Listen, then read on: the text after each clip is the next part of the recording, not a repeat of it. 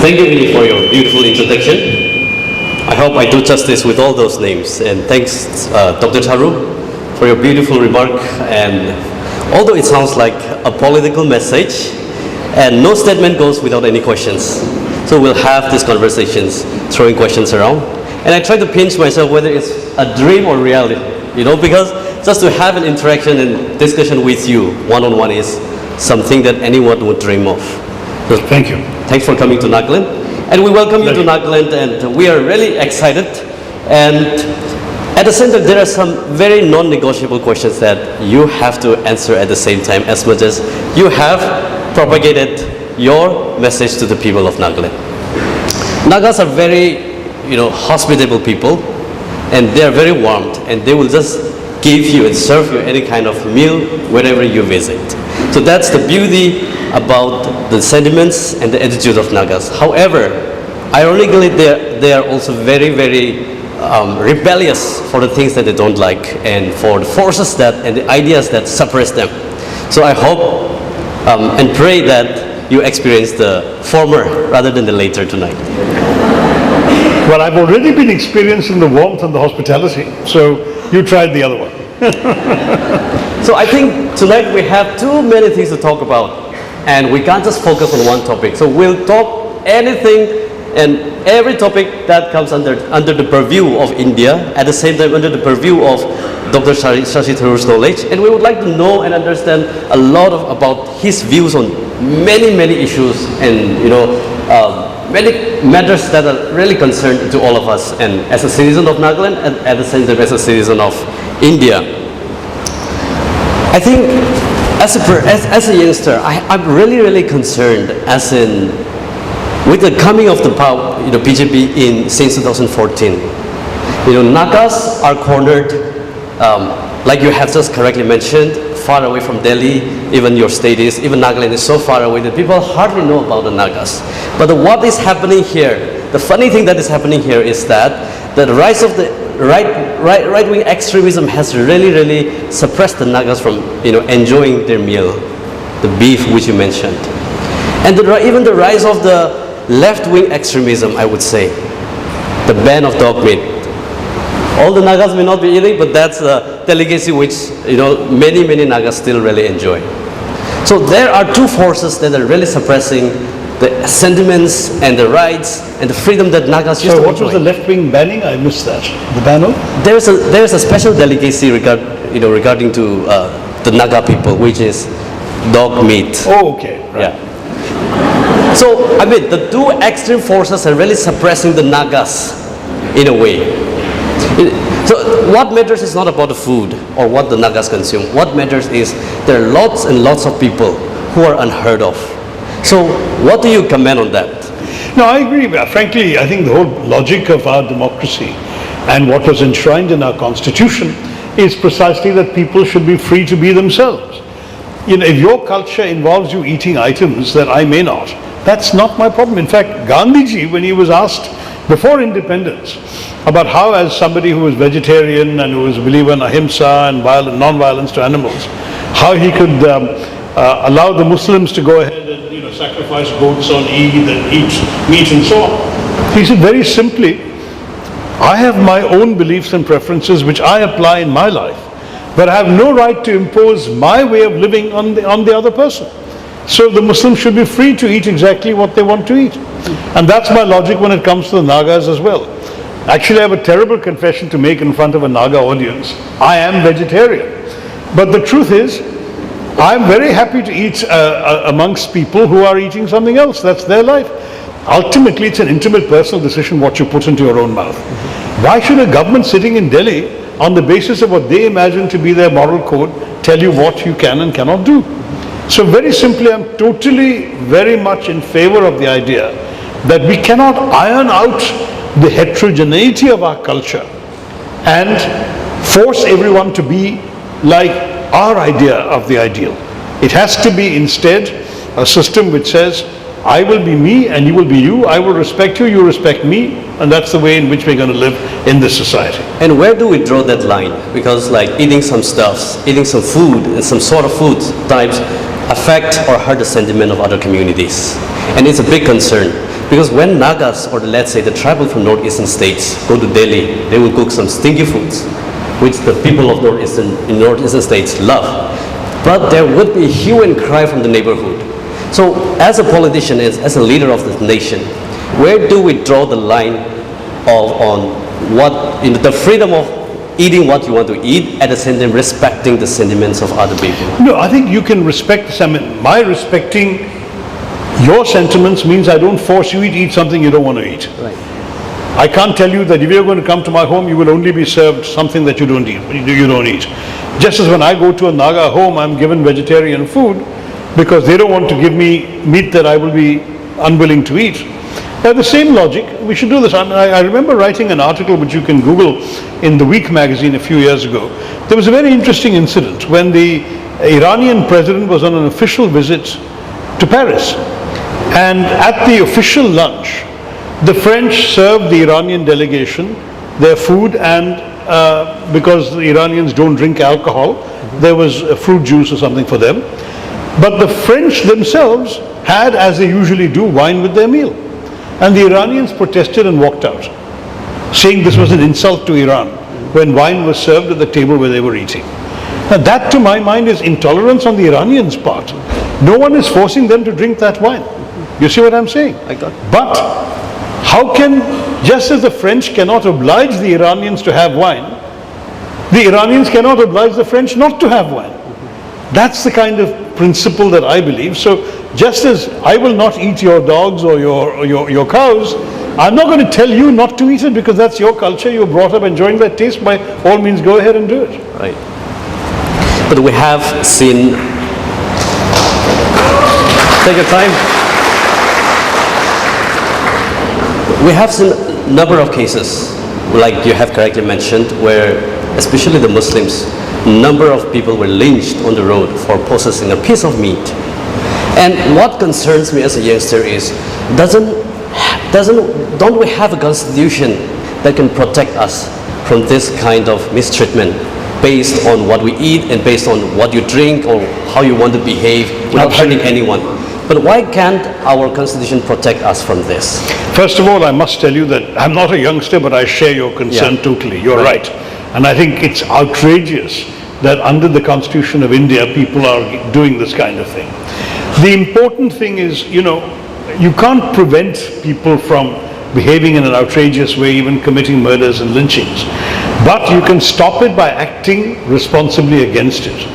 What is shocking is that in many states, the BJP-ruled states have proved reluctant to proceed against these so-called cow vigilantes who are taking the law into their own hands. Yes, some of these states have outlawed the transportation and consumption of beef.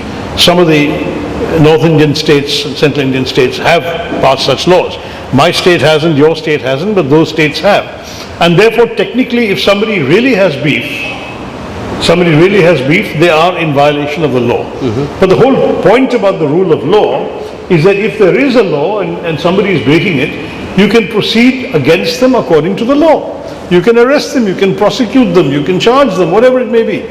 You cannot take the law into your own hands and murder somebody on the streets. That is simply illegal by any definition, and allowing that to happen is actually not, as the Home Minister shockingly said, teaching them a lesson. It is in fact betraying the fundamental lessons of our Constitution, which is that our system exists to have laws that apply equally to all. So if you don't like something somebody is doing, you can actually collect the evidence and report them to the police if it's against the law. You have no right to stop them, beat them up on the road, filming the beating up and watch the person die in front of you, all of which have happened in these lynching incidents in recent years. So all I can say is that we need to raise our voices, and we need to frankly also use our ballots to change, to remove people from power who are not willing to uphold these principles of the Constitution. Thank you for that.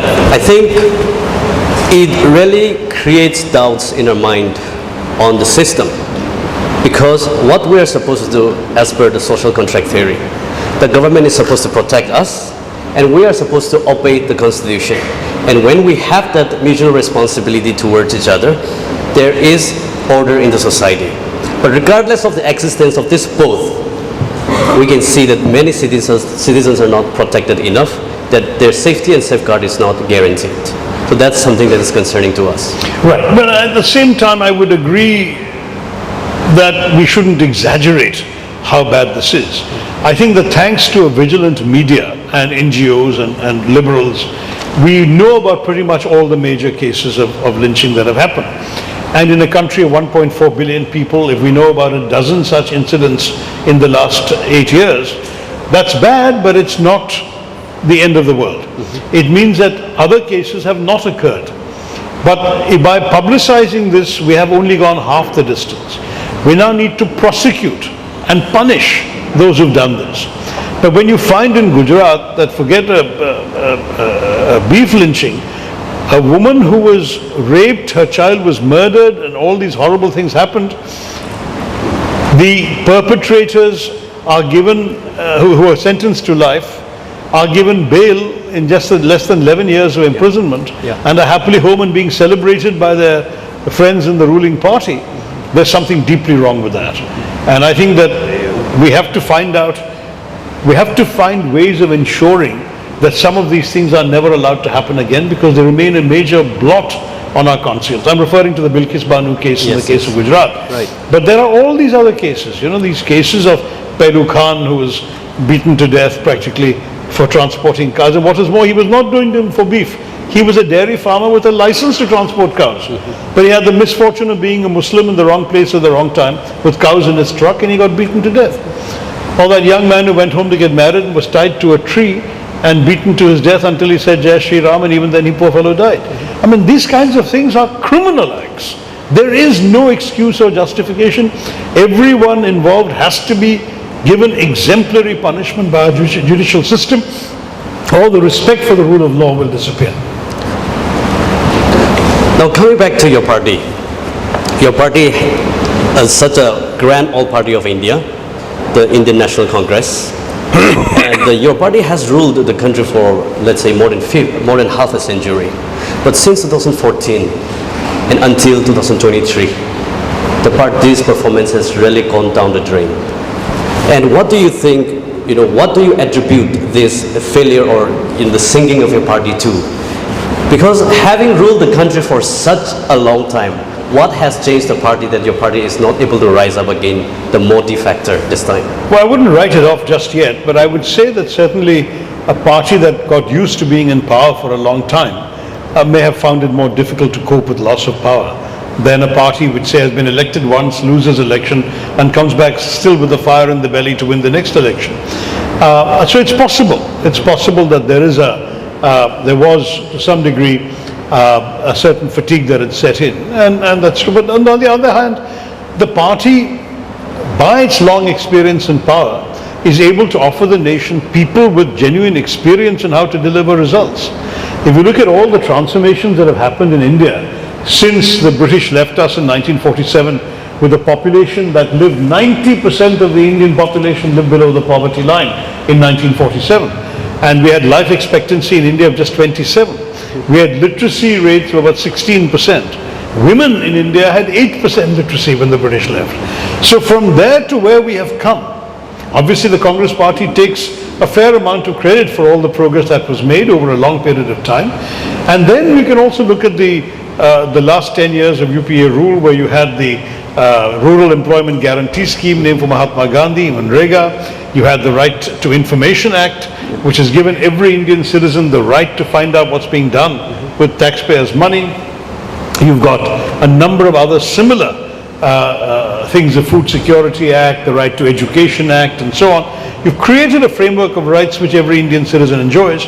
All of this was done by succession of Congress governments, and therefore you have people who have the experience in delivering this kind of result available on tap, as it were. The second thing you've got, I think, with the Congress party is you've got a very long history that goes back well before the freedom movement. And therefore the ethos that we celebrate in the Constitution was deeply embedded in Congress values all along. So the values of the Constitution are the values of the Congress, and you can be reasonably sure. I shouldn't say 100% sure, because I know that there have been failings on our part in the past as well. But the truth is that they've been nothing like the kind of failings that we're seeing in the present government. We also have a tremendous respect for institutions. I'll give you one simple example. When Congress governments used to name chiefs of the Election Commission, they would go out of their way to pick retired bureaucrats who had a reputation for being tough and independent, because that's what the job required, was a tough, independent-minded person who could stand up to all the parties. So Congress named someone like T.N. Seshan, someone like J.M. Lingdo, people who really had the capacity to take a no-nonsense stand when it came to election malpractices and so on. Now, what we're seeing, unfortunately, with the present government is the opposite.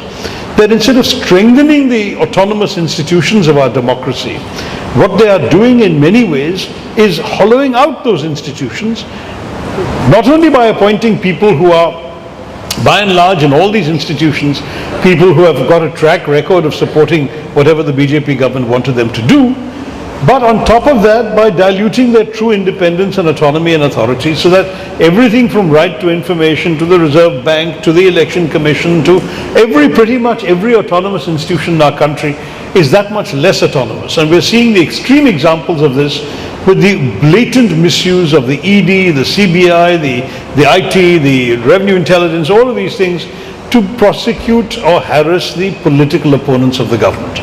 That's not what our democracy was meant to be all about. And that's why I would say at least you got in the Congress. Maybe they ruled for almost 60 years, but in those 60 years you didn't see so much of flagrant misuse and abuse of our institutions. In fact, you saw some willingness to strengthen those institutions, which is what we need to have a strong democracy. I think I would partially agree with all the credits or that have been claimed, with the rule of Congress for the last more than 50 years and so on. But what really makes me think is, I think regardless of how much, let's safely say that, or let's assume that Congress has done the best ever for the country. But my question is, are the voters able to understand the importance of this? Whether BJP has done or not, but people are still voting for BJP. What is wrong with Congress? Either it's because of the weak leadership in the party, because Nehru has been the leader, or was the leader after Indira Gandhi became the leader. There were tall leaders that had really ruled the country, under their leadership. But under the current leadership, is everything fine with Congress? That's my question, and we really want to hear from you then. Yeah, sure, I understand your desire to hear from me on this one, because the truth is that many people have concerns. They want a strong alternative. I want to just correct you briefly on one thing, which is not that the people are voting for the BJP. The last two elections were won by the BJP in 2014 with 31% of the vote, and in 2019 with 37% of the vote. So the majority of the people are still people who have not voted for the BJP. Let's get that very clear. Makes sense. That's important to understand, because, we have a first past the post system in the parliamentary system. And all you need really in many constituencies, there are 3, 4 candidates, 5 candidates, 35, 40% you'll win the seat. And a lot of this support that the BJP has got is concentrated very heavily in the Hindi-speaking states and across northern India by and large. Now, of course, they're trying to expand. They've come to the northeast. They've certainly picked up some ground here, mainly by sort of wholesale purchase of some legislators or other parties, but now they've entrenched themselves in the northeast in the way they hadn't. I remember in 2014, I would say to people that even after this election defeat, Congress is still the only party with a national footprint, because the BJP has no footprint in the northeast and has no footprint in the southeast or southwest. But that I can no longer say, because they do actually have a footprint in the northeast, and they are very slowly making an impact in the south. But I would say very slowly. I'm still very confident that the BJP is not going to be able to do much in Kerala or Tamil Nadu, and not a heck of a lot more than that in other neighboring states. But coming back to the Congress, I know what you're pushing me on. The Congress, I think, has gone through a lot of difficult times in the course of these last few years, and one of the problems was indeed this sort of perception, which was not totally unjustified, that the party was drifting and rudderless and not clear where it was going.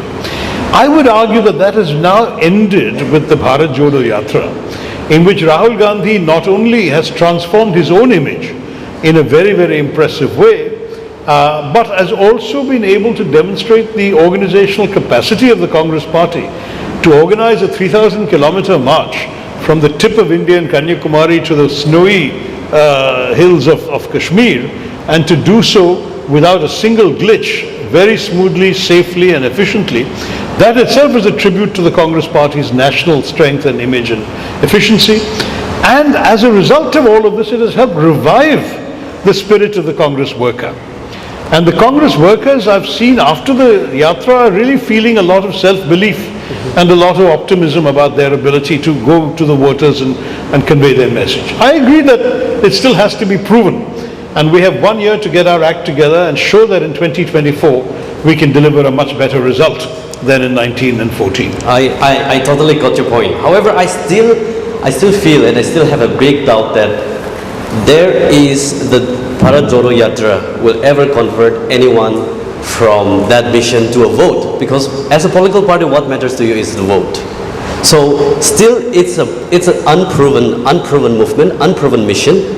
Only if the voter turns out and turn their votes to Congress for BJP, then it will prove that, okay, Rahul Gandhi is taking the lead in a way that he should be. But so far, this Bharat Jodo Yatra is, let's say it's a hype, until it's proven. Actually, all the hype I've seen in Indian politics comes from the other side. We're not very good at hype. we just give you the plain unvarnished truth. But look, I mean, what do the BJP try and caricature Rahul Gandhi as being? They said, oh, he's a shoot and scoot politician, he'll come and declare an agitation today and fly off on a holiday tomorrow, that he's not serious, he's not accessible, all these people can't get appointments to see him, that he is not a serious politician, he hasn't been giving good interviews, the media, all of these kinds of caricatures came around, right? And what did you see in the course of this yatra?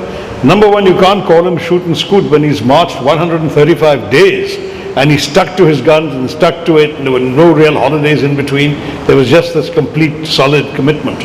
You can't call him inaccessible when you see him every day on social media holding hands with people, putting his arms around them, talking to them, all sorts of people. Every day, a dozen people of different backgrounds, religions, activities, interests come and talk to him. He listens to them. He talks to them. He listens to their point of view. And then you can't call him unserious when he gives a dozen press conferences during the yatra in which he addresses very serious issues, from unemployment to inflation to farmers' welfare to weavers to fisher folk, all of these things. And how many press conferences Prime Minister Modi given in these last 9 years? Zero. So there's my answer.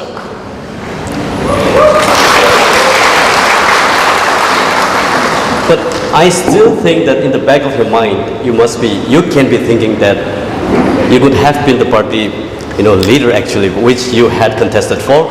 And I think it was such a disappointment, honestly, not because you were not elected, but just because someone who is unknown to the world, Mr. Kharge, was elected in your place, and he was totally unknown to the world. Honestly, I did not know him before, so I was expecting that Dr. Shashi Tharoor would be elected as the president of Congress, and I was hoping that he would turn the table around once for the Congress party. It's not that we are, giving our allegiance to the Congress, but as a political observer, it really makes us think that way. However, that did not happen. You, out of more than 9,000 votes, you just scored what? You just secured more than 1,000 votes. So was Congress democratic in that sense? Listen, democracy, you add up the numbers and whoever gets more wins. So that's the result, right? Look, I think there was a useful exercise in the party, because I think my candidacy served in many ways like the steam valve on top of a pressure cooker. I don't know if you step into the kitchen much, but when you're cooking and the pressure is building up in the pressure cooker, that valve on the top through which the steam comes out, yes, that actually saves it. If you didn't have that valve, the whole thing could explode. That's literally what would happen. You have a very messy kitchen afterwards. Okay. So I think having had this presidential election, having given people a chance to vent their feelings, sometimes their frustrations, their criticisms, did the party a lot of good. First of all, pressure cooker didn't explode. Secondly, we don't have a messy kitchen. We are now looking at a party which has given people a chance, and I hope that in the next few months, it's still early days, the election was over in the middle of October, And thereafter we've had the winter session of Parliament, the budget session of Parliament, everyone's in busy. Now we have our Congress plenary coming up at the end of this week. And I can tell you that there is no question in my mind that the party has a golden opportunity now to build on all this, on the ferment that took place during the election, the extraordinary exhilaration of the Bharat Jodo Yatra and the sense of triumphant success that many in the party feel about the Yatra. I think it's a great time for the party to now reorient itself with new energy in a new direction to capture the voters' imagination in 2024. Right. But it's not in my hands. I lost, I'm out, I have to watch very carefully, and I hope, like you, that we will have a lot to look forward to when the party leadership decides to go forward. But those who have won the election, it's their business, and it's not my place to sit here saying what they should do. I think now the most important election, the general election in 2024, it will be coming up. And BJP is going to project a manifesto in the sense of the Uniform Civil Code, right? Because they have done in the past with the construction of Ram Temple, in the application of Article 371 for Jammu and Kashmir. And they have succeeded in doing that. And arguably that what keeps them in government. Now they are likely to be targeting your Uniform Civil Code in order to woo the Hindu majority voters. What is your response? What will be your response to tackle such manifesto? We worry about it, first of all, and certainly here in Nagaland, I'm sure many of you are worried about it, because obviously you don't want anything that encroaches upon your own special culture. And 371A guarantees that, so there's also that issue of how that's going to be dealt with.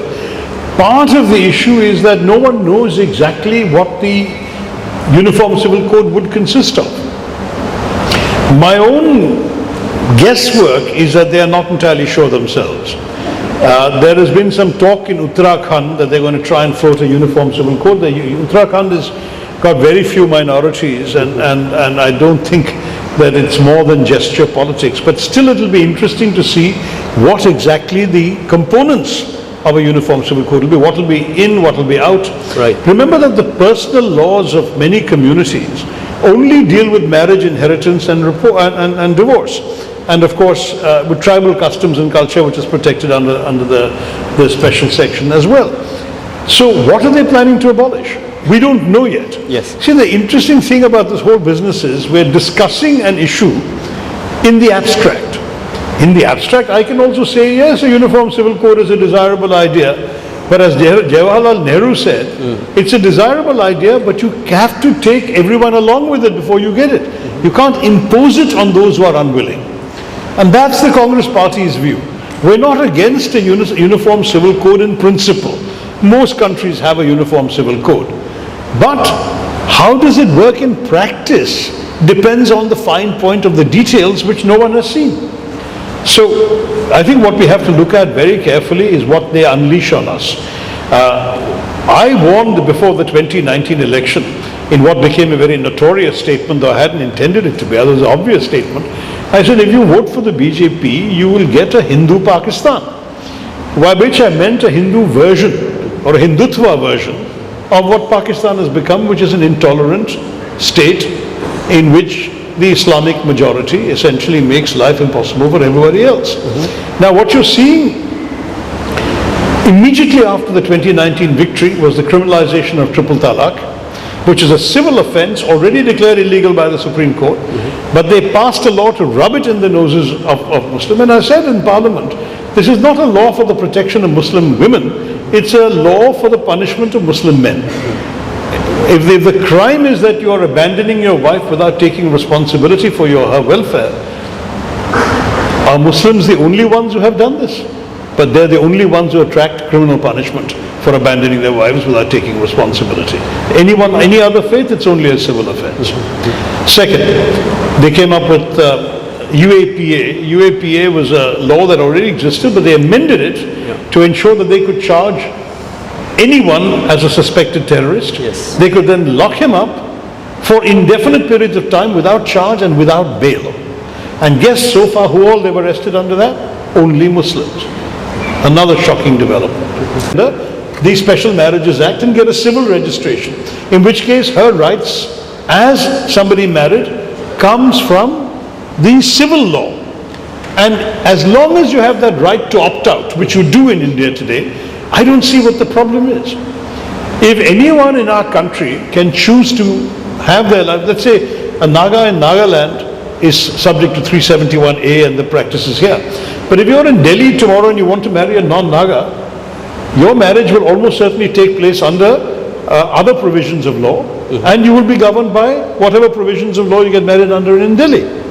So that's essentially the kind of options that Indians have, which I want to see preserved. Beyond that, I think this could well turn out to be a complete red herring. But we'll see. Will they take the risk of unleashing this on us before the election in order to polarize the electorate? Or will they hold on to it until after the election so that they don't lose votes once people realize what exactly they're proposing? You know, all of this we have to wait and see. But it's not in our hands, it's in theirs. Given the nature of Indian diversity in India and the degree of the diversity, you and I and them, I think a uniform civil code is still, I don't see any possibility as I imagine. Because like you say, Nehru himself has stated it's just a desirability of, as a nation it would be nice to have such things, but it's not possible in the case of India. So leaving that aside now, let's look back to the state of Nagaland. Like, what is the stake, or what is that's something that Nagaland is going to get out of this election? Because imagining that BJP and her own alliance will come to power. So what will be the strategy, and what is one thing that Congress is going to focus upon? Otherwise, see, it's been, I think since 2003, Congress has not been in power. It's for almost 3 decades. I'm sure it's 2 decades. And it's such a big shame as a party. Now, when you say what should you look forward to in this election, I hope you look forward to a new government, and a different government with different parties in it. And Congress should be one of those parties. I would say that if you look objectively, the things that I talked about are pretty much the things we stand for. We want a real focus on development, which frankly has not been delivered. We want an absolute emphasis on education. We want at the same time to stand for the diversity of India and the rights of the Naga people to preserve their culture and their traditions. We want very much to go out to all of you and say, what you want to see in your lives is what we want for you. And I was in Kohima with a young candidate, barely 33 years old, who's our candidate for Kohima town. And this is somebody who's been an NGO activist and so on before, and who has ideas about lots of things that come from his own experience. Now, these are the kinds of messages we're giving to the Naga voter, to the voters of Nagaland. But ultimately, it's up to all of you. My own feeling is that the failures of the government that I have already mentioned in my remarks earlier at the podium should in itself disqualify this government from winning people's votes again. How many promises can you make and fail to fulfill and still go and demand the votes of people? Thank you for sharing that. I think one question that Dr. Shashi Tharoor has to answer to the Nagas is the funny and outlandish Naga headgear comment that he made. Yeah, okay. That could be out of the context. However, how do you... Very proud to wear that one. No, I'll tell you what it was.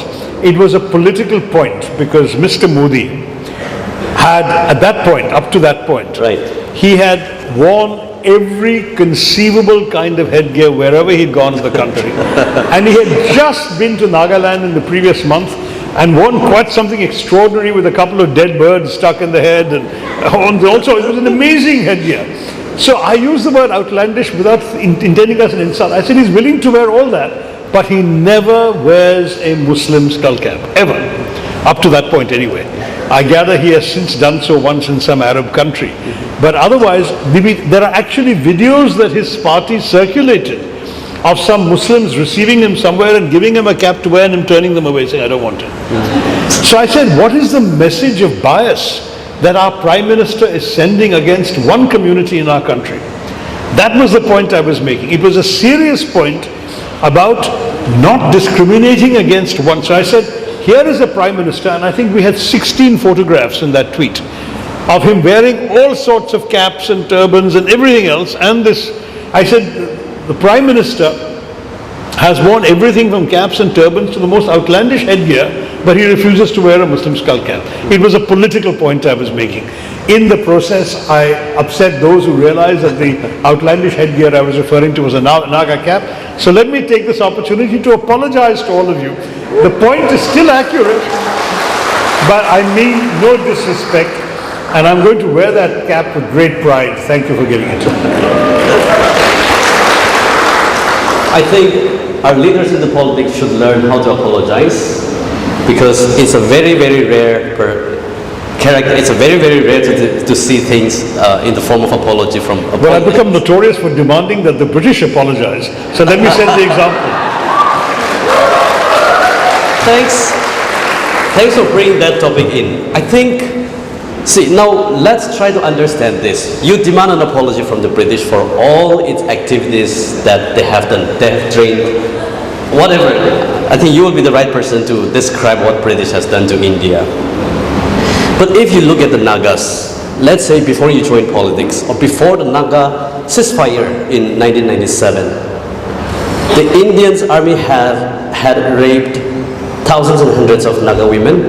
The Indian armies have razed thousands of Naga homes and killed thousands and thousands. Would ever India apologize? India not as a separate entity.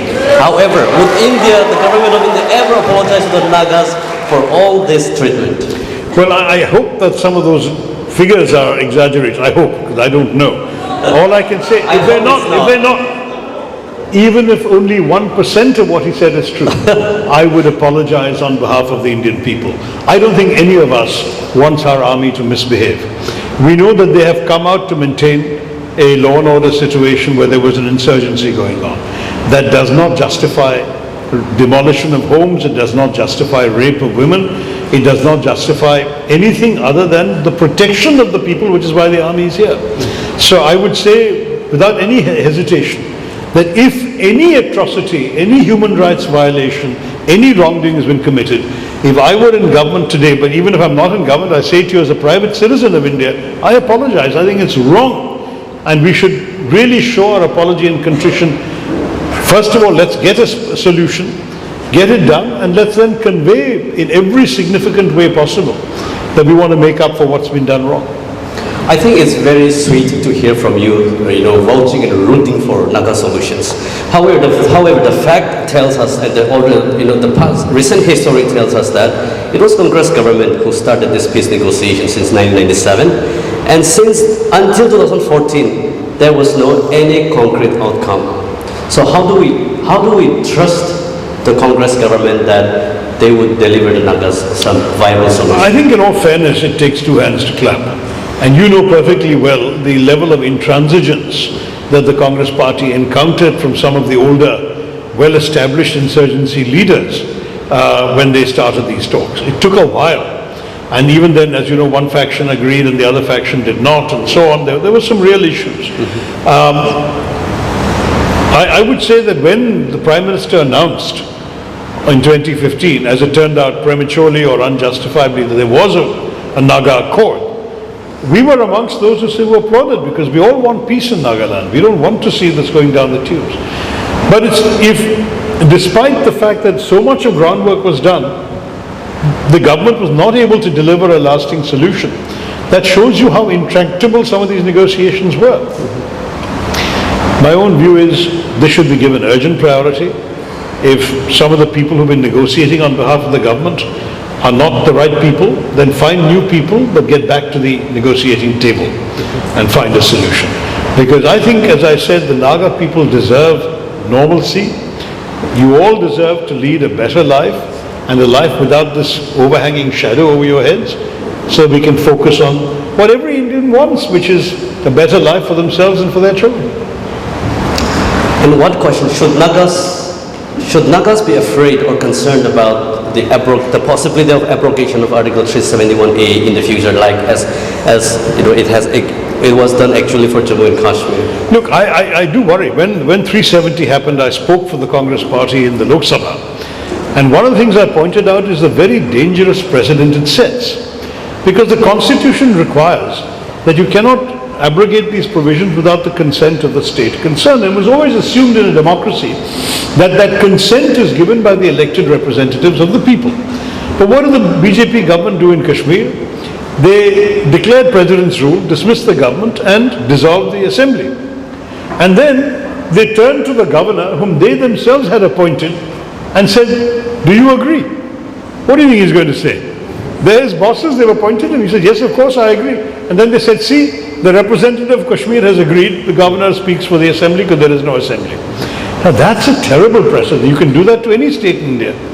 You can use one excuse or the other, dissolve the assembly, then you can actually declare president's rule, which de facto means governor's rule, and then you ask the same governor whom you've appointed, what should we do? The governor says, whatever you like, sir. Yes, sir, 3 bags full. And you go ahead and take the steps you want. It's a very, very worrying precedent.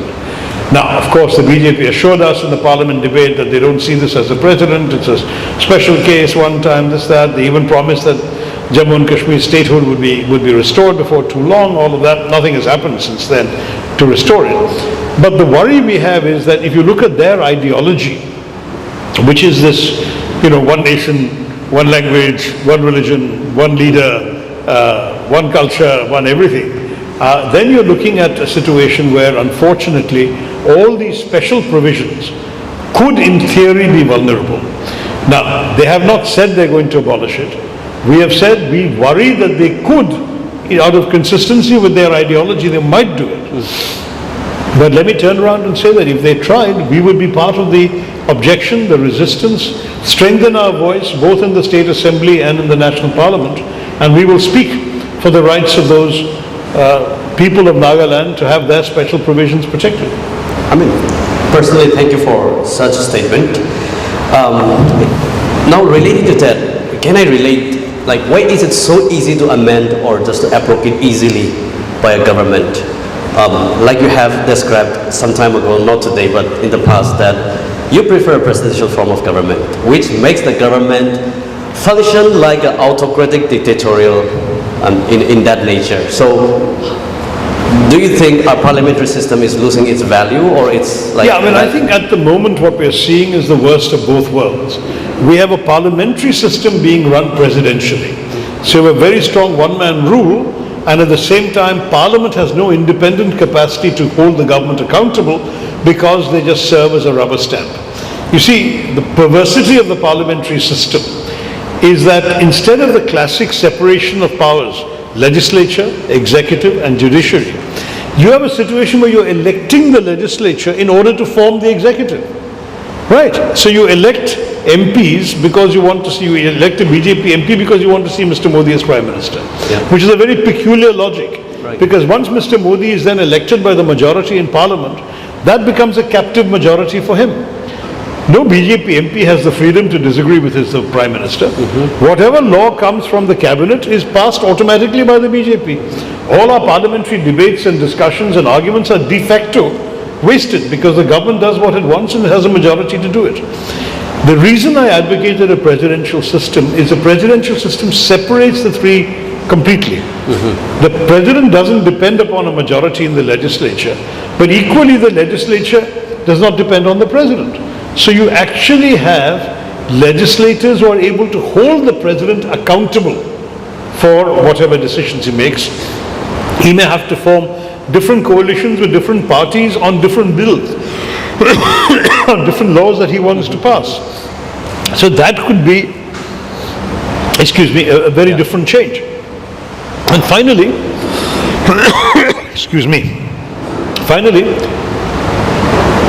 if you're talking about a potential dictatorship, the counterbalance would be that just as you have a directly elected president in Delhi, you'll have a directly elected governor in every state who may not be from the president's party or follow his line. Right. And they too would have an independent power and authority to resist the president. But let's stress, this is a purely theoretical conversation. Right. I have sworn to uphold the Constitution of India, which upholds a parliamentary democracy. That's what I'm committed to. As if you like, a thinker or an academic scholar kind of thing, I'm willing to argue the merits. But in practice, let me say, there is no doubt that the majority of political opinion in India favors the continuation of the present system. And we'll just have to try and make the present system work as best as we can for our people, rather than fantasize about another system. If there was ever a presidential form of government in India, I think, and I have a feeling that you could have been the Prime Minister of this, or the President of this country. Because You're far too kind. Thank you. in such a system, like you say, anyone from the party can contest as the President of the country, like we see in the US. So is that part of your preference? Is that part of your preference to have the presidential form of government too? That train is already leaving the station. You can see my grey hairs. But I mean, Barack Obama would be impossible in India. Right. Because here's somebody who is a councillor in a city corporation, runs for the Senate without being the favoured candidate of his party, Yes. gets his party nomination in primary election, then wins the We have seen state election. Then he goes to Washington, and in his first term as a senator, within 3-4 years, he runs for president and he wins, again defeating his party's favoured candidate in the primaries, and then becomes president.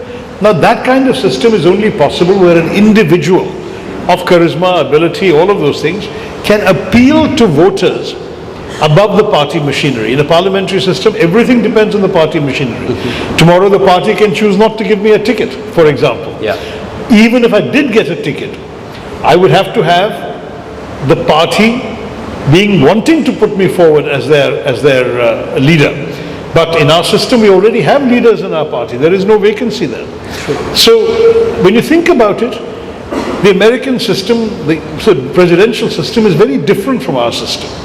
And as I say, it's an idle exercise. We can discuss it in theory. Yeah.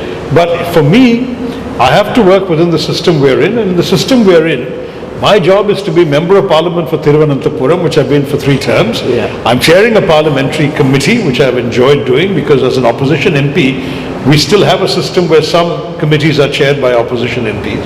And one can try and hold the government accountable in those ways. Plus, through my writing, my public speeches, this kind of interaction with you, I'm able to air some ideas which I hope will in some way influence people listening to me. I think that exactly could be one reason why Congress is like in trouble at this time, because they give priority to seniority or to the Gandhi family, let's say. But if you look at BJP, if LK Advani, you know, when you look at the seniority, he could have been, or he should have been, the Prime Minister for now. But BJP made the right decision by choosing what the people want and who the people want, and that person seemed to be Modi, and that came to be very, very true, and that's why BJP has been for the 2 consecutive terms and ready for another 3 terms. Do you agree with that? Look, it's a point of view. I don't want to sit here disparaging. You know, I managed to have a political career for almost 14 and a half years without saying anything negative about any individuals as individuals. I disagree with their policies, what they advocate, what they stand for. But I believe that you cannot, in a democracy, disparage individuals as human beings. They are who they are. You accept who they are, but you disagree with what they stand for. That's my attitude to all of this. So when you say BJP did the right thing, I got a bit of a shock. Is it the right thing given the results the nation has faced? But I understand what you're saying, and I would not disparage any individual. But I would say that each party does have its own culture. And Congress is by no means unique in that respect. You know, Shiv Sena had the Thakres. The DMK, Mr. Karunanidhi's son is now the chief minister. His own son has become a minister. Yes. In pretty much every state. In Mulayam Singh Yadav's Samajwadi Party, Akhilesh became his successor. In Lalu Yadav's RJD, Tejasvi became his successor. So right across the political firmament, this seems to be there. And frankly, we also have a cultural issue here. I mean, I know so many, eye doctors whose children are eye doctors, dentists whose children are dentists. It's all, and cricketers whose children are trying to be cricketers. I mean, even where only merit and ability are an issue, the fact is that our culture somehow encourages the transmission of certain tendencies and responsibilities down the family tree. So it's difficult to blame Congress uniquely for dynasty because the rest of the country shows so many examples of family inheritance being the principle. But I would refute to that by saying that just because other parties are doing, it's not that Congress should be doing as well. It's time to rise up from there and move on to lead the youngsters. Well, in all fairness, Rahul Gandhi stepped down in 2019, refused all entreaties to come back, and an election was held for the party presidency. And the person who won is unconnected in terms of any blood ties to anyone who's been president before. So, I mean, I think in all fairness, you can say the Congress has taken a much more decisive step in that direction than any of the other parties that I mentioned to you as an example.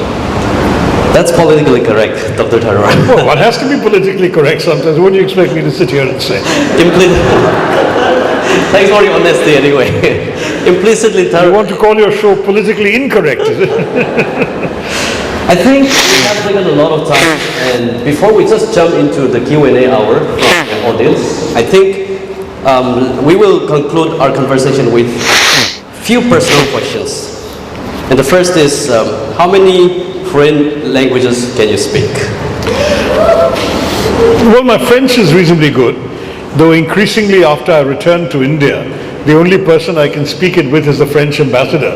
And I don't see him that often, but when I do, yeah, I do. And once in a while I run into somebody who claims to speak French, and usually I discover within 2 minutes that many of my compatriots don't speak as much French or French as well as they think they do. But in terms of foreign languages, I have to draw a line there. I just haven't had the time. I do, God willing, I have a gift for learning language. I just haven't had the time. I can speak, I can understand little bits of Spanish and Italian and so on, but I must say that it takes a serious effort of commitment to learn a language. And then you ideally need to live in an environment where that language is spoken to get used to the sound of it and the natural thing of it. And because I was posted in Geneva, in Switzerland, which is French-speaking Switzerland, I had 2 stints totaling 8 years where I was living in a place where you needed French for daily life, and so that helped my French become reasonably good. Otherwise, it's Hindi, Malayalam, smatterings of Bengali and Tamil, but really only smatterings. And I tried to keep this up, a lot of Bangladeshi waiters and taxi drivers in New York, so I talked to them in Bangla when I could, but it's difficult to maintain a language without actually being soaked in that atmosphere. And what is one tip that you would give to the people here to learn and communicate better in English? Well, I've often said this to young people in particular, for God's sake, read. Because you don't acquire a vocabulary by mugging up words in a dictionary. You acquire a vocabulary by seeing how words are used. So the more widely you read, the more books you read, the more articles you read, whatever you read, you will see words you didn't know earlier being used in different contexts, and you will understand their meaning just from reading. You will understand not only their meaning but their nuance, what's the right way to use them, what's the wrong way to use them, and so on. I can say with pride that after a while I stopped looking up words. I just read them often enough to understand exactly what they meant. And it's not difficult provided you read widely. If you don't read at all, and I'm very alarmed to see some youngsters today who associate books only with schoolwork and homework, and who don't seem to think of books as a source of pleasure. I was an asthmatic child in India where there was no television, where there was no Nintendo or PlayStation, where there was no computers or mobile phones. In fact, there were no other distractions available if you weren't well enough to go and play with your friends. And whenever I was down with asthma, all I had were books, and books were my education, books were my escape, books were my entertainment.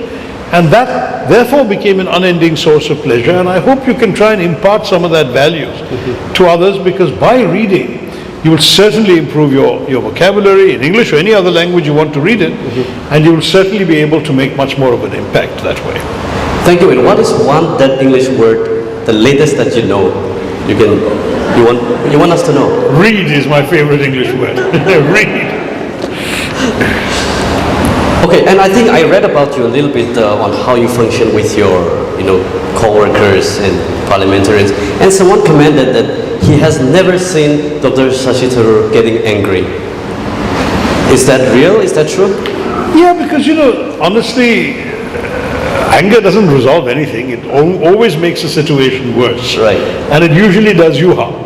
When you get angry, your blood pressure goes up, the toxins released in your system, you're getting literally, heated up.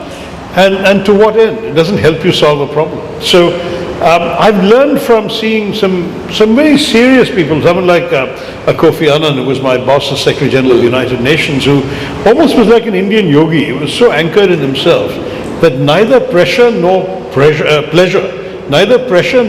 would actually change his demeanor. I'm sure that some of it is internalized. But if you can stay calm, you can always respond better to a situation. And remember the other thing, you can't control the way other people behave. All you can control is the way you react to how other people behave. So your reaction is what you have control over. Why do you want to surrender that control? Don't get angry. That's amazing. And last second question, how does your normal day look like as an MP or as a parliamentarian? Completely unpredictable. Because when I'm in Parliament, of course, there's Parliament, but there's also, I come back after Parliament and there's a whole series of appointments, events, everything. And because I have this double life as a politician as well as a writer, I'm often involved in literary events, book releases, that sort of stuff, which I get called to a lot. And then I have, again, the worst of both worlds, because as a politician, it's very difficult to say no. And so I get dragged into a lot more book events than I would have said yes to if I was just a writer. Then I would only go to the ones I was really interested in. But as a politician, I have to go because I can't afford to make political enemies by saying no. So the life is very busy. Then, of course, there's a lot of travel. I get invited everywhere. And when there are opportunities for political campaigns like this, that also takes me completely out of my regular schedule. So there's no predictable pattern, Lung Leng. But I will say that the unpredictability can also make life interesting. Because you're never really bored by doing the predictable all the time. Yeah. Since every time something new comes up, you can learn, see something new, experience something new. I'm embarrassed to admit this is my first visit to Nagaland. But now, thanks to this, I have a new experience and a new sense of the warmth and friendliness and hospitality of the Naga people. It's great. Right. If you had come more often, probably your body could be in power as well. Sorry? Not necessarily you. If you and your party leadership had come more often to Nagaland, like the BJP did, I think as an observer, BJP leadership would often visit Nagaland, the northeastern states, more and more often than the Congress themselves.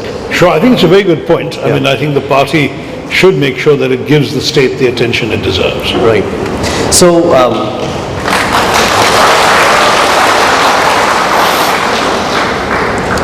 And finally, I'm really curious to know about the All India Professionals Congress.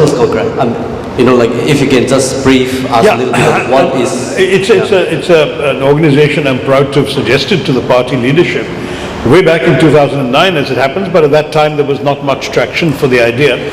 But in 2017, Rahul Gandhi, who had just become vice president of the party, but was playing a hands-on role in many things, he worked to create 2 or 3 new entities in the party, and one of them was the All India Professionals Congress, which he asked me to lead. And the idea was that, our professionals, no one reaches out to them. In fact, the custom in our country appears to be that professionals will do their jobs, work hard, pay their taxes, and then come home and complain about the politicians. That's been the usual practice. I've seen it myself with my own father as a professional and his friends. And I said, why should that be? Why do professionals, middle class, urban, educated people, and not only urban, also in rural areas, why should they feel so alienated from the political world that they don't even know, how to get their message and their ideas across to politicians? And they don't feel that the politicians are there to listen to them. Let's create a platform where both things can happen. And Rahul Gandhi liked that idea, and we created the AIPC. I'm proud to say we now have about 10,000 members in 22 states. Oddly enough, in some states it never caught on, so only 22, but we've got those. Nagaland is one of the 22. We have a good chapter here. In fact, our Vice President Lovito is around. Where are you, Lovito? Stand up and wave your hands in the air. There we are. So if you're interested, if you're a professional, Lovito Zimomi is our Vice President for the Nagaland chapter, and what he's trying to do is to encourage more professionals to come and sign up. And it's an opportunity, first of all, for you to air your ideas within the chapter, and then not only have your ideas heard by the national leadership, but interact with leaders when they come. Of course, now I'm here for an election campaign, so though I've been spending partly some time with Lovito, I've not been able to have any separate AIPC event. But if I were to come to Nagaland when there's no election going on, I would probably come for AIPC, because they would be the ones who would normally play host as long as I'm still chairman of it. And I would have an opportunity to interact with other professionals. I do that in every other state. I've just come, in fact, from Maharashtra, not only bogged down in a very long and protracted war, but much more dependent on China than we would like them to be, because China, unfortunately, is hostile to India. And if Russia, you want to rely on Russia to be your friend, your major military supplier, and all of that, and your diplomatic supporter in international forums, and now you have that country which you wanted to rely on so much becoming that much closer to China, then where do you stand? So that strengthens my argument that we should not have been so completely obliging to Russia. But on the other side of the equation, there are some arguments for the Indian line. Number one, the Russians have not been as badly affected by sanctions as the Western countries expected. They have comfortably survived the sanctions. And I've actually met Indian students from Moscow and so on over the Christmas vacations who told me their lives are completely the same, nothing has been affected by the sanctions. So that hasn't hurt the Russians. Secondly, we ourselves have gained in a quote-unquote sense by being able to import oil and gas from Russia at cheaper prices than the current prevailing market price. And ironically, we are refining that oil in India and selling it to America and the US in many cases. So India has not done badly economically out of it. We had some challenges, particularly as commodity prices went up when they interrupted the Ukrainian wheat. That was a problem for the whole world. But did you know, for example, that 75% of the sunflower oil and sunflower seeds in India come from Ukraine? No one knew that until Ukraine suddenly had to unable to give us the supplies, and we had to buy much more expensive sunflower oil from Western countries instead. So if you look at all of this, there were some short-term weaknesses, but on the whole, the Indian economy only suffered from one thing, which is petrol prices went up higher than we had budgeted. But in every other respect, India has not done that badly, so they can turn around and say to me, why should we not follow our present policy, Tharoor? Because what you're saying hasn't turned out yet. My feeling still is that on this issue, we cannot afford to be on the wrong side of history. History will judge this as an unjustified invasion, and I believe in the long term, the determination of the Western world to ensure that Ukraine does not collapse will help see Ukraine through. And if there's a long drawn-out protracted war going on between these two countries, Ukraine with Western backing and Russia unfortunately revealing all its own weaknesses and dependent more and more on China for some of the sophisticated electronics and defense equipment it can't get from Western sources anymore. For example, they're no longer able to import semiconductor chips from anywhere but China. One example. Therefore, a Russia dependent on China and the West getting more and more impatient with our lack of firm opposition to Russia's war might not be in the long term in our advantage. So I still say that we should be a little more tough and critical, or alternatively, we should be a very strong force for peace. There I don't completely blame the Indian government, because at the moment what I'm seeing is that neither side seems to be ready for peace. Neither Russia nor Ukraine. But we should be attentive to the slightest possibility of war fatigue in both countries, and we should try and move in very quickly as a peacekeeper. If that happens, then that would justify our having kept our lines of communication open with the Russians, and at the same time not having burned our bridges with Ukraine and the West. Thank you so much for that comment. I'm sure that 3 minutes of explanation would outperform you reading 10 books on this Russia-Ukraine war. Anyway, I think we have taken a lot of time having this conversation, and we want to turn the mic to our audience, and I think we will just pass the mics around, and whoever has questions can just raise your hand and show the questions. I think, yeah, let's give this lady a chance. Mics, please. Please tell us who you are, if you're a student, what you're studying, and so on. We'd love to hear from you.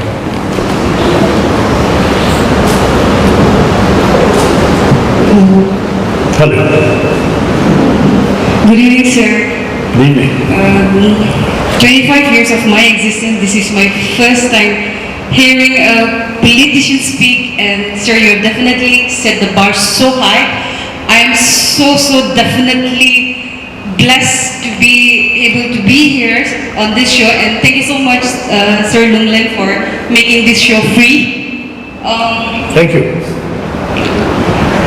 Politician shows always free, don't worry. Until you vote them to power, and then they'll do what they want to the people. No, I'm joking.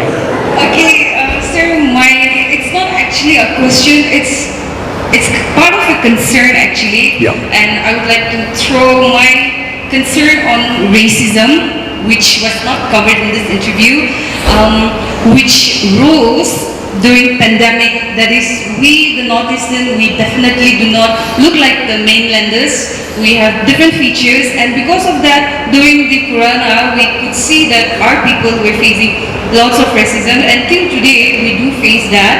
And I would like to know your opinion. Why is that so? Is it because of the ignorance of the mainlanders, or is it because the education system in India does not cover a single topic of cultural diversity here in the Northeast?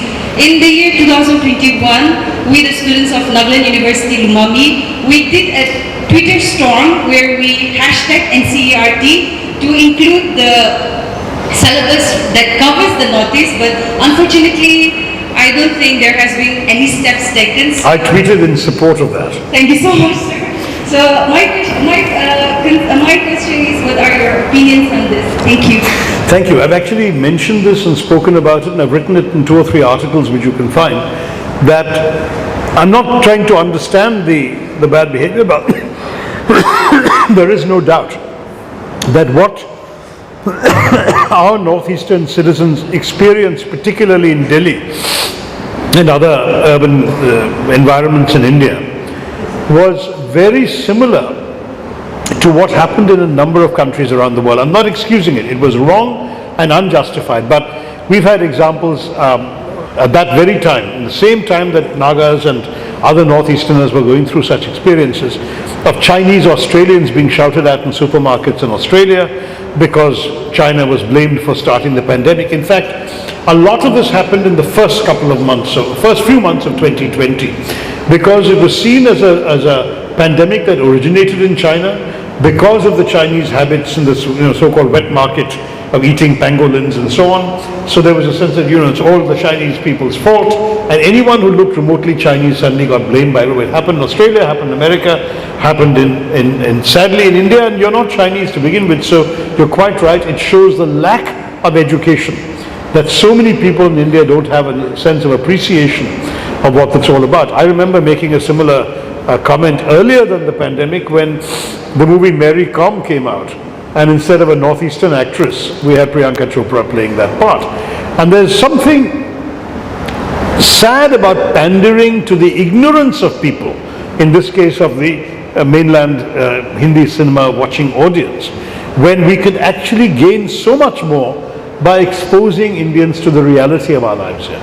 If we make a movie about a Northeastern person, we should have a Northeastern actress who looks like that, and show them that these are also Indians, and they're not only Indian, they brought glory to India with their exploits. And I hope that the next time we have a sports star from your part of the world, it will be played by somebody who actually looks like that kind of person. That's the first and most important observation. The second thing is, why did all this happen in those periods? I think it's a reflection of the fact that somehow when there is crisis, people have this terribly negative instinct of sort of circling the wagons around themselves. There is this tendency, we saw xenophobia coming up, for example, right across the Western world. And it wasn't just against people who look different. I've pointed out to European audiences that Europe, with all its talk of Europe being one and all these countries dissolving their borders, what happened when the first cases of COVID happened in Italy? The neighboring European countries shut their borders with Italy. They wouldn't even send medicines to Italy. They wouldn't let their people go, and they wouldn't let people come back. Now that kind of thing is absurd, but there is this panic reaction. The panic reaction that somehow we have to protect ourselves. And who do we protect ourselves from? From those who are not us. And you define the not us in the most narrow way possible. It's a terrible thing, but it shows the great need for education, for people's awareness. I personally would wish not only that NCERT would adopt your idea of a syllabus that teaches about the Northeast, which I did tweet in support of, and I think I'm glad you reminded me, because the time has come that I should try and ask a question in Parliament about this, either written or oral, but I think it's worth doing. I hope my colleague here has taken note of what I'm saying publicly. No, he's disappeared from the audience. We'll do it. We'll put it there. But the other thing I want to say is that not only should we have, Alam, we should be raising a question in Parliament about this idea of having the NCERT syllabus include courses on the Northeast and revealing the realities of the Northeast to the mainland mainstream Indians. And and then as far as the other thing is concerned, I think we should also absolutely encourage the film industry to do their part in enhancing our national integration. If Congress were in power, I would certainly say that we should offer inducements and benefits, tax incentives, for example, waiver of entertainment tax and so on, for films that encourage this sense of nationhood, of common nationality across the country. I would love to see, there was a movie made in the 60s by the famous Khwaja Ahmed Abbas called South Hindustani, where he had 7 different Indians, 7 corners coming together in some enterprise. I was too young to see it at that time. But my message has always been that we should use all the resources at the government's disposal to encourage positive values, rather than, as unfortunately seems to be happening these days, divisive values favoring one community and making others feel small. That is a terrible, terrible kind of political approach. We need to encourage much more this kind of system where we will show more of these things and we will teach more of these realities. Are you a student yourself, or what are you doing? Yeah? Okay. Good. We'll keep it up and do more Twitter hashtags on this. We'll pick it up again when I ask the question. I think we'll go to the next question, but as a request to Dr. Tharoor also, to keep your response as fast and brief as possible, so that others get a chance to ask other questions as well. Thank you. Good evening, Dr. Shashi. Good evening. Hi. Thank you so much for your willingness and humility to apologize to the people of Nagaland. If the statistics shown by our show host is correct, but I assure you 100% that advocacy has been committed to the people of Nagaland, especially to the women that's been raped. So many villages has been burned down, and you can see the cascading effects of what has been done for so many years now at the present Nagaland. It's not something that's been BJP has been built up. It's the years that is built up and it's coming out today. I think the generation now, what we want is a past that needs healing, and a present where we are fearless to dream about a future where we can live. But we cannot do that as long as the Armed Forces Special Act, which was imposed, if my memory is correct, in 1958, and whether the Delhi has the power of Congress or BJP comes, it's still the same. You treat the same attitude with the Northeast states. So the Armed Forces Special Act, which keeps on extending years and years, which was imposed in 1958, how can we have the assurance if Congress comes to power and the next session that this Armed Forces Special power will be removed from? Don't forget, you are saying that if the statistic is correct, but whatever the host has said, then you will say sorry to the people of Nagaland for the atrocities that have been committed. But I assure you, sir, if the statistic is wrong, but the atrocities is committed, I think that Delhi owes an apology to the people of Nagaland. I agree. But don't forget, I'm in opposition, and there's a limit to how much I can deliver from this government. But I will tell you one thing: the assurance you seek, you already have. Look up the Congress's manifesto for 2019. We have actually said we want to see the Armed Forces Special Act withdrawn, and we have said that at the most, if it can't be done in one blanket sweep, it should be withdrawn district by district. And we meant that universally, not just Nagaland, but also Kashmir and elsewhere. It is only supposed to have been applied to disturbed areas where there is actual threat of violence to the armed forces. And where there is violence, the armed forces have successfully pleaded with successive Indian governments that they should not be forced to fight with their hands tied behind their back. They should have the right to take proactive action. But that does not include impunity for rape, unjustified violence against civilians. Absolutely not. There have been a few court-martials. I don't know if there have been any in Nagaland. There have been in Kashmir. It's extremely important that the army also upholds certain values. And our Human Rights Commission gives training in human rights practices to the army as well, going back to the Congress era when I was aware of these things happening. Let me say that if we can ensure that these things are withdrawn, much of Nagaland is calm, talks are going on, we can certainly remove the act. Only in places where there is active, ongoing insurgency, violence, militancy is it justified, and where the army has been called in. Only in those circumstances is it justified. Otherwise, the Congress party sticks strongly by the view that it can be progressively withdrawn. That's your assurance? You got it. I have to see it happen, not on words but in action. No, as I say, the moment we come to power, we have to stand by our manifesto, and it's in our manifesto of 2019. Google it, you'll see it. Okay? Yeah. There's a lady standing up. Kindly forgive one of your biggest fans Thank if you. she's being over the top or if she mispronounces some words. But I'm so starstruck right now, and I might never get this opportunity again. So, sir, please explain yourself. How can someone be so astonishingly good-looking and charismatic, and even more implausibly brilliant and intelligent at the same time? Sir, please spill some secrets. You are very sweet and very kind and generous, but all I can say is there are things you can't help, and there are things that you can train yourself to do. So the way you look and all of that, honestly, all I can say is choose your parents wisely. It's all in the genes.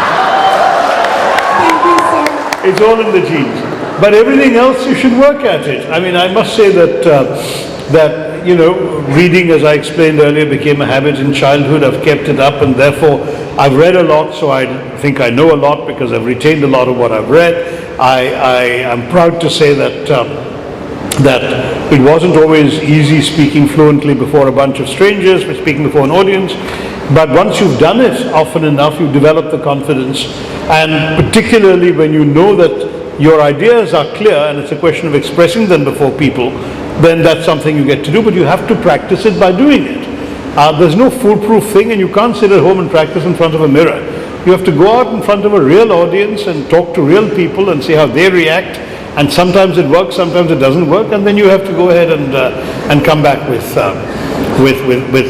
you know, an occasional blush on your face because you didn't do so well, but then at the end of it you will come back and get better at it. So some things you have to keep working at. Some things, as I say, you know, thank the Maker, thank the Lord, that that's what you are. Thanks very much. I think, let me interrupt here. I want to ask, how many more questions do you think you can take? I don't know, because my colleagues who are organizing the trip are a little alarmed about how long it's been going on already. Okay. So what, one or two more questions, or that's it? Two more? That's it. Okay. So, yeah, two more questions. I think let's give boys and men some chance. Hello? Hello? Hello? Sir? Oh, where are you? Up there, on the balcony, Hello. sir. On the balcony. On the balcony. Hi. How are you? Okay. In your opening speech, you said in the last 5 years, Nagaland, very sadly, affect of course, Nagaland is the only state that is an opposition-led government. Indeed, that is a fact. Now, what do you are a very influential person, sir, so what do you say about this to our young people? I think, to be honest, that every democracy needs an opposition. I think even Mr. Modi has said that he wants to see a strong opposition. I don't know if he means it, but he said it. And the truth is that it becomes necessary for two very important reasons.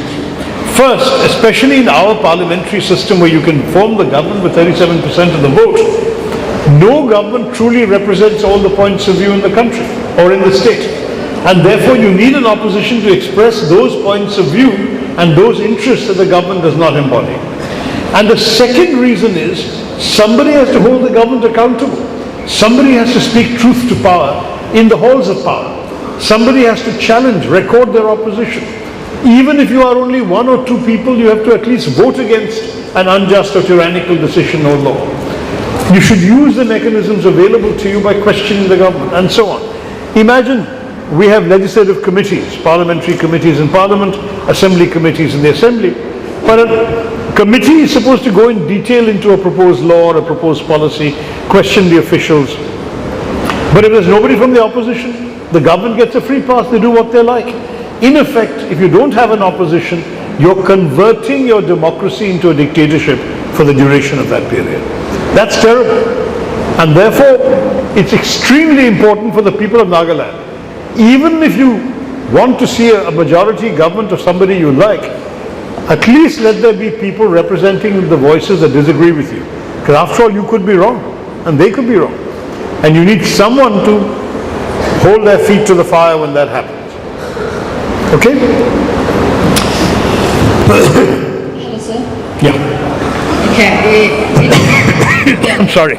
I have a slight cold and cough. My apologies. Yeah. It is a joy to see you here. You're quite enough. I think we'll allow one token question from a man also after this. Otherwise, the gender dominance has been complete. All right, well, please this question. Yeah, sure. So, personally, I feel that the Congress, they should be given one opportunity to come back, not just in Nagaland, but in the country, to right all the wrongs that have been done in the past. But, however, as a concerned millennial, I'm not a student, okay? I'm stuck between the boomers and the Gen X and the Gen Z.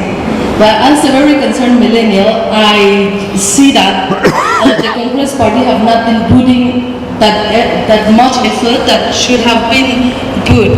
Because it's just not the Nagaland election, like in the past also the state elections are there, and then the nationals are just a year away.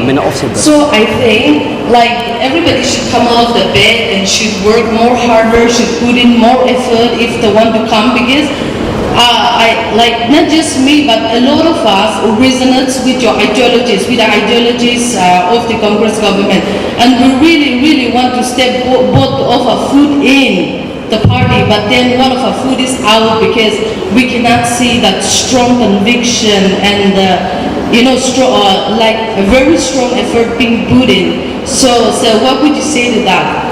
I agree with you. I think that people should get out of bed and work very hard. I do it all the time, and I hope my colleagues will do the same.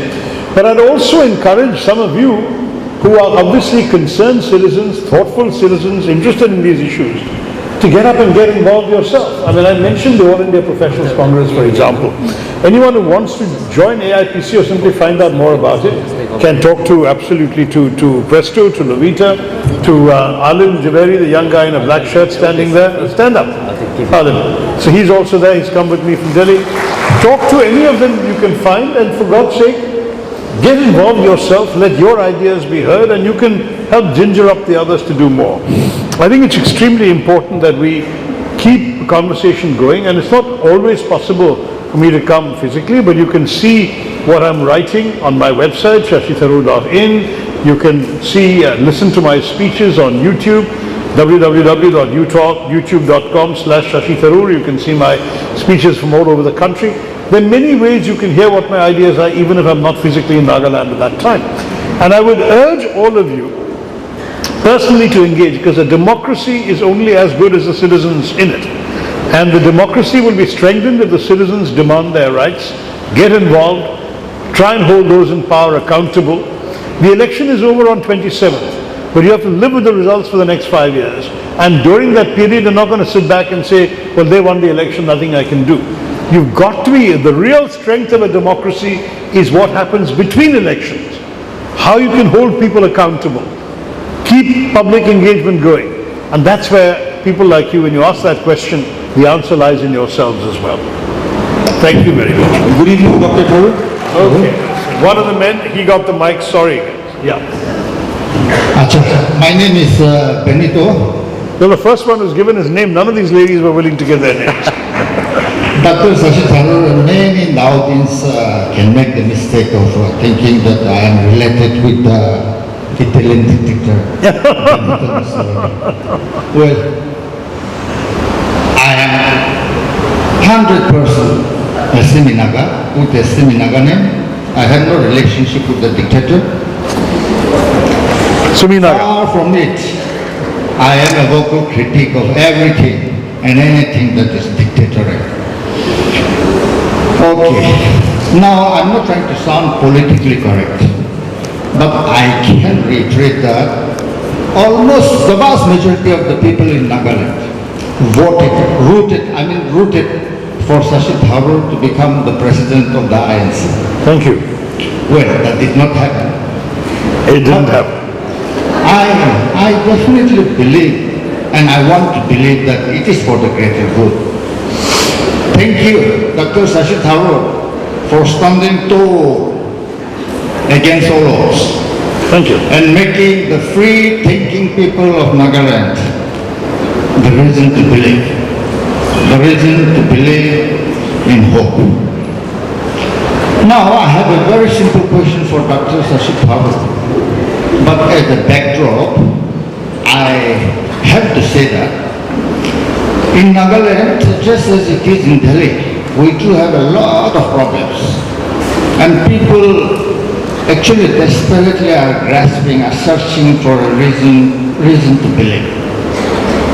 Now, the reason of all the many problems in Nagaland ultimately boils down to one factor, and the factor is unity. There is a call for unity everywhere.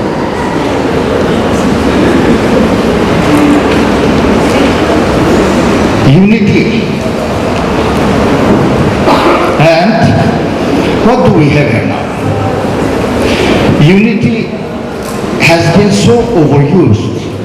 It has been so overused that ultimately it has resulted in the creating of a certain environment, a fertile ground for only a particular idea to take root and grow.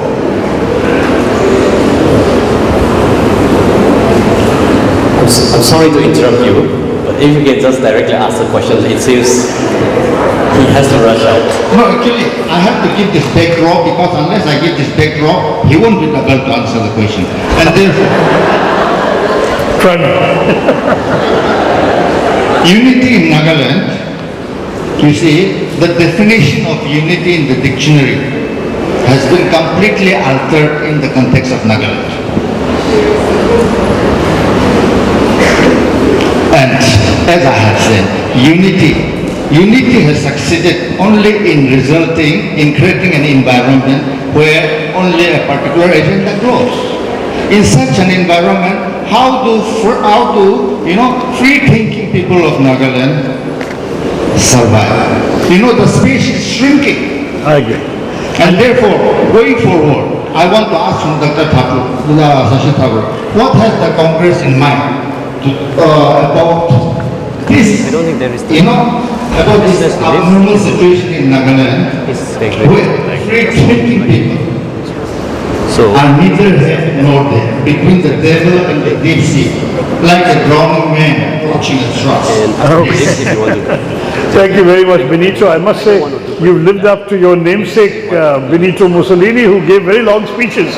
But it was also very compelling to listen to. Listen, this is a problem we have not only in Nagaland, but across India, because we have a government that confuses unity with uniformity. I don't believe that uniformity is required for unity. I think what you have with unity is where people are united around a common endeavor or a common goal, but they pursue it in their own way, respecting their own qualities and their own diversity. And so this whole notion of unity in diversity is something we hold very, very precious in the Congress Party and across India, and that's what we would like to see happening in our country and in Nagaland as well. What happened? We're supposed to wrap up now. I think. One question, Dr. Tharoor. Guys, we'll never finish.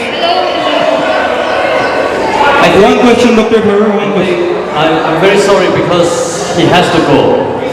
And just before he leaves, let's conclude with a selfie with Dr. Tharoor. So whoever wants to be part of the selfie, please be seated wherever you are. Uh-oh. I'm delighted there's so much interest, but we really are way beyond the agreed time.